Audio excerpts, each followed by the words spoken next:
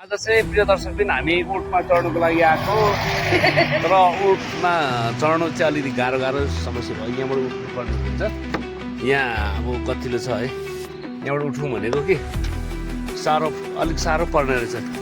अनि यतिखेर घाँस खाँदैन होला यसले। ल हेर्नुहोस् है, हामी खै अलिक यसको सास बनाए, उठको सास बनाएर कि तर सुधो एकदमै सुधो छ।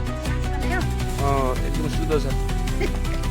यति रमाइलो भइरहेछ है आज चाहिँ एकदमै दिन। ल अनि के हो यहाँ त जङ्गलभरि किसिम रहेछ त। के छ सदिएको है, दामी सदिएको रहेछ नि त छतिम चाहिँ। ल राम्रो छ।